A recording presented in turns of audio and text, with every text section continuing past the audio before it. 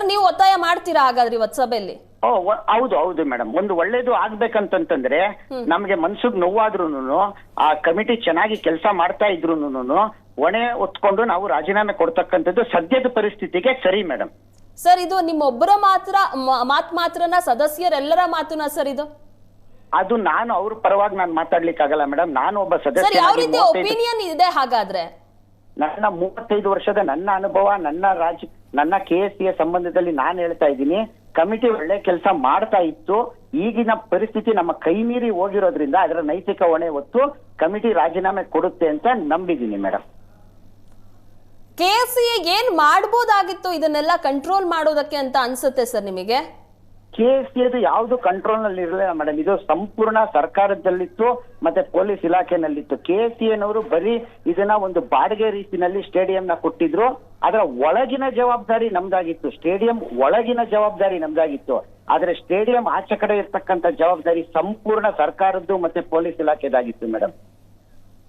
ಅಲ್ಲ ಸರ್, ಇಷ್ಟು ತರಾತುರಿಯಲ್ಲಿ ಕಾರ್ಯಕ್ರಮ ಆಯೋಜನೆ ಮಾಡುವಂತಹ ಅವಶ್ಯಕತೆ ಇತ್ತ? ಸರ್ಕಾರ ನಿರ್ಧಾರ ಮಾಡೋದಕ್ಕೆ ಮುಂಚಿತವಾಗಿ RCB ಅನೌನ್ಸ್ ಮಾಡುತ್ತೆ, ನಾವು ಪೆರೇಡ್ ನಡೆಸ್ತೀವಿ, ನಾವು ಬೆಂಗಳೂರಿಗೆ ಬರ್ತೀವಿ ಅನ್ನೋದನ್ನ RCBನೇ ಹೇಳ್ಬಿಡುತ್ತೆ.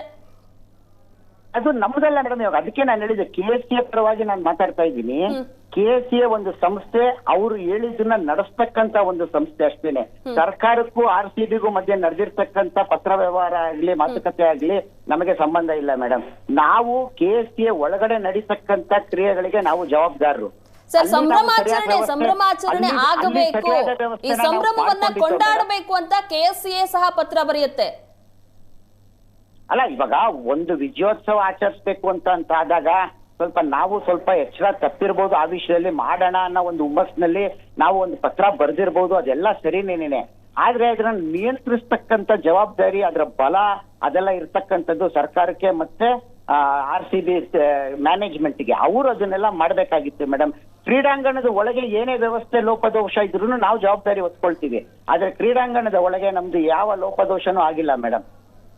ಸರ್, ನೀವು ಒನ್ ಆಫ್ ದಿ ರೀಸನ್ ಆಗ್ತೀರಾ, KSCA ಇದಕ್ಕೆ ಪಾರ್ಟ್ ಆಫ್ ಆಗಿರೋದ್ರಿಂದ. ಯಾಕಂದ್ರೆ ಸಂಭ್ರಮಾಚರಣೆಯಲ್ಲಿ ನೀವು ಸಹ ಭಾಗಿಯಾಗಿದ್ದೀರಾ.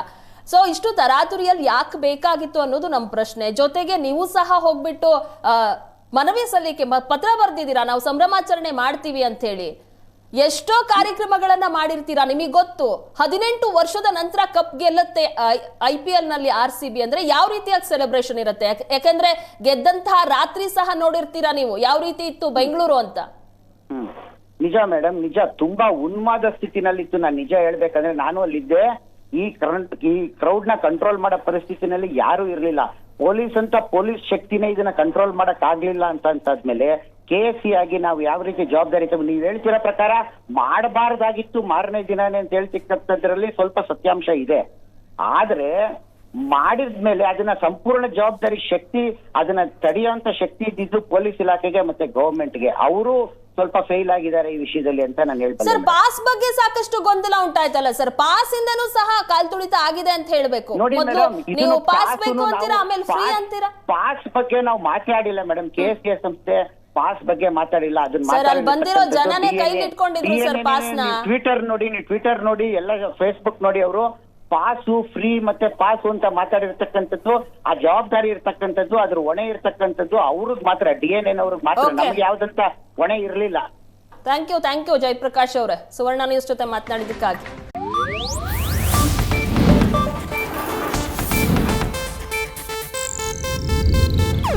ಇದು ಏಷ್ಯಾನೆಟ್ ನ್ಯೂಸ್ ನೆಟ್ವರ್ಕ್ ಪ್ರಸ್ತುತಿ.